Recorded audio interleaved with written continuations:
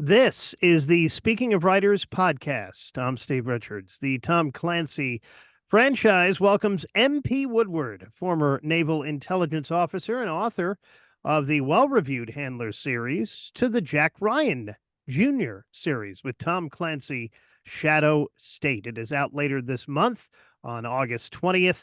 Last year marked a decade since Tom Clancy's passing, and still the response from Clancy's legions of fans has been so consistently excellent that Putnam has put 20 books on the New York Times bestseller list and publishes multiple Clancy books now a year. In Tom Clancy Shadow State, Jack Ryan Jr. finds himself on the run after confronting a Chinese spy ring operating within the American technology supply chain.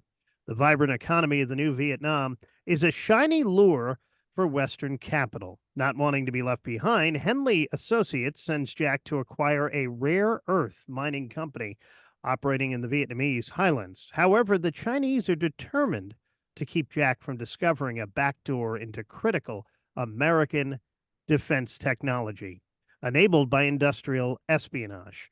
He's got to stay one step ahead of a pack of killers, and he'll get no help from the government because in the jungle, it's the shadow state that rules. MP Woodward is the author of the Handler CIA espionage series, The Handler and Dead Drop.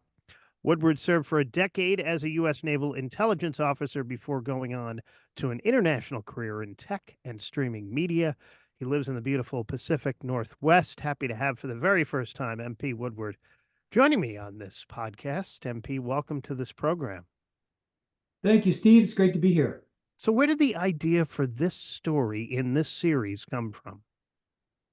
Well, I think the Tom Clancy brand stands for a couple of important things. One is that I think the plot needs to revolve around a national security issue or a national defense issue. Second, I like the idea of putting the techno back in techno thriller.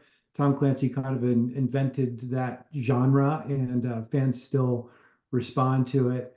And the third thing is just providing good action and an adventure for the characters and supporting the universe of characters that Tom built.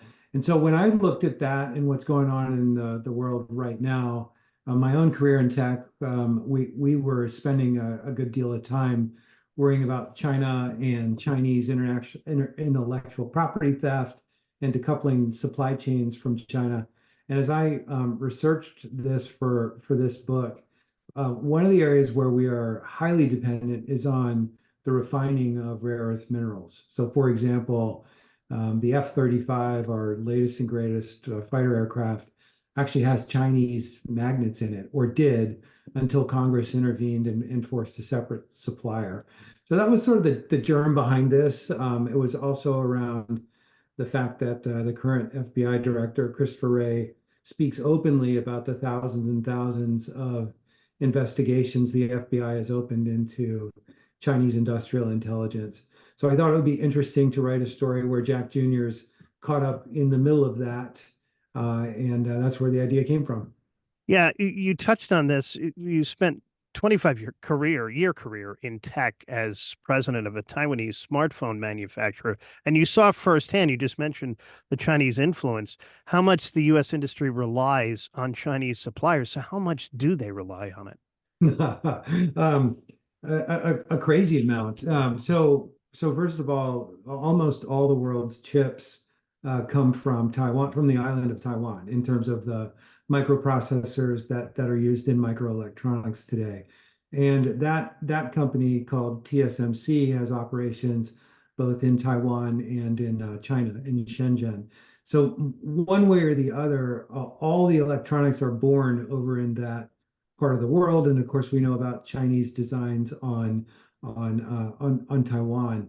Then if you take a step up from that and look at some of the other components that go into it, most of the world's assembly happens in China, as well as pretty much all of the refining of rare earth minerals. And if you think that that's something exotic, it's not. An iPhone has 7 rare earth minerals in it, for example, and they pretty much all come from China. The US had a rare earth mine out in Nevada, and it closed a while ago. We import pretty much all of it, and the vast majority of that's from China. Chatting with MP Woodward here on the Speaking of Writers podcast. Tom Clancy Shadow State, a Jack Ryan Jr. novel, is the new one. You're first with this series, so the question I'm sure you're getting asked a lot: how did you get involved in this series? Well, I am getting that question a lot. And first off, it was a great honor to be involved with this series, and I take the legacy very, very seriously, and intend to honor these beloved characters. The way I got involved was with the Handler series that I wrote with Berkeley, which is an imprint for Penguin Random House. Penguin Random House is also the master company for Putnam, which is the imprint for the Tom Clancy books. And there's some crossover there in that my editor was also the editor for the Clancy books. And one of my peers, Don Bentley, who did the Clancy books prior, he went off to do the Vince Flynn Mitch Rapp series after Kyle Mills moved on and didn't basically, I think after 10 years of doing it, Kyle didn't want to do it anymore. So Don moved on, and that created the opening. And my editor called and asked if I would take it up. And of course, I was deeply honored to do so. MP, what are the challenges of writing a series like Clancy's series?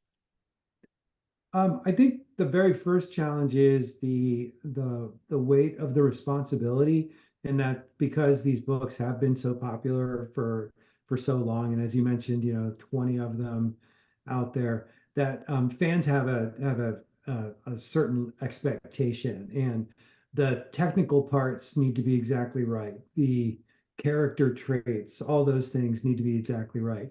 So getting familiar with those was sort of the first thing that I had to do. Of course, I had read all the Clancy books, the originals, as well as many of the recent ones. But reading them is a lot different when you really think about, okay, now I'm going to take this over and start writing these. So that was one. That was probably the biggest one, is making sure that you're staying within the realm that exists. I know the book's coming out on August 20th. Have you heard from the Clancy estate at all? Any feedback from them? I think that I don't get direct feedback from the Clancy estate. All that comes through the editor relationship, who maintains that relationship, and that's all been positive.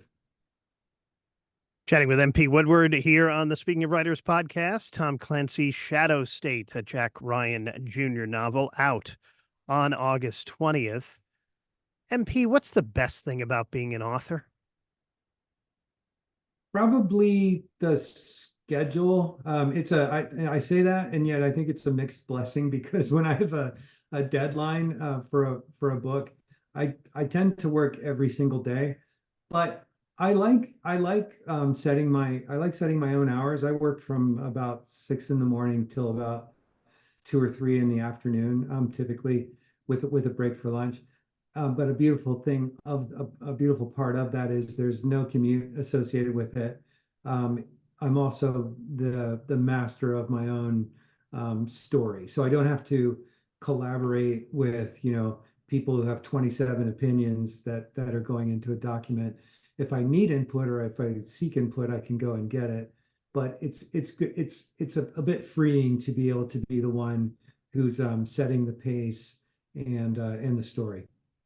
Do you use an outline, or you let the story unfold when you're writing it? I use an outline. I'm a tremendous advocate of that, especially for anyone new to writing. I realize that there's often this philosophical debate about, are you a pantser or a plotter or a pantser, which is the way that question is usually asked.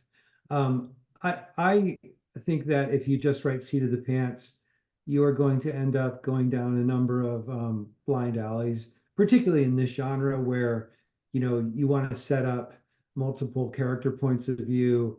You want to set up a way in which they're all going to interact eventually, and lead to a satisfying conclusion. And I think it's hard to do that if you're just making it up as you go along. So I do an outline, but I will say that as I'm following the outline, I will deviate from it, but at least have a framework. Have you always wanted to be a writer? I have, yeah. This goes back to my childhood, and I think one of the things that inspired me to go into the Navy was fiction. I really enjoyed naval fiction, and I think back to Herman Wouk, for example, with like the Caine Mutiny or Winds of War. That the romance of that, the historical accuracy of those books were things that were very interesting to me. James Michener is another one I Mm. would mention. And I always wanted to be able to do it. I tried a couple times while I was actually in the service because I felt like I was seeing really good material. But I've come to believe that you need to have a certain amount of life experience before you can give your characters an appropriate, mature perspective. So I don't feel like I was really any good at it until much later. How did your experience, what served for a decade as a U.S. Naval intelligence officer, as I mentioned earlier, how did that experience help with the research part of this book? A great deal. I think it's a bit like if you were, even though that was more than 20 years ago, I think it's a little bit like if you were trained as a physician and then you went off and did something else and then you wanted to go write stories about a doctor. You would know, hey, this is what medical school was like. Hey, this is how doctors talk to one another. And even though the medicines might have changed, the root science hasn't. And I look at it like that, where you can come up with a story idea and then think, all right, how would the US respond to this? What would be the first couple agencies that would take it? What might they do? What other resources would they need? How would those things interconnect? So that was how I extended my experience into this series. What does literary success look like to you, MP? To me, it looks like writing something that someone would want to read, you know, 30 years from now. If you could tell your younger self anything, younger writing self anything, what would it be? Well, that's an interesting question. I think it would be start with an outline would probably be the first thing, and also to make these stories pacey. I think that now, unlike back then, yeah, there were movies, there were TV shows and things, but we all now consume so much streaming media that it's kind of set up a framework in our heads of, all right, this is how it's going to be when it opens. Okay, there's the first act where, the hero gets to the point of no return. Okay, there's the second act where all these things happen. I just detected the third act, the realignment, the true mission. I didn't really decode that until I don't know, about 5 or 6 years ago, and started to realize while I was working at Amazon for Prime Video that, you know what, pretty much all entertaining stories are set up that way. And once I was able to analytically decode screenplays and stories, and then apply that to fiction, you start to realize, well, wait a minute, this is what fiction authors have already been doing. But I certainly didn't know that when I wanted to do it as my younger self. What's next for you and your writing? You going back to Handler or are you working on the next Clancy? I have a third handler in the wings, as well as another standalone book that's due at the end of this month.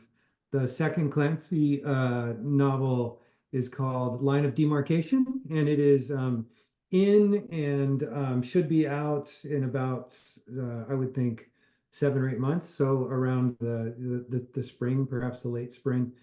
And then after that, I have a third Clancy book as well, and a couple of other series going on. So it's been a very busy year.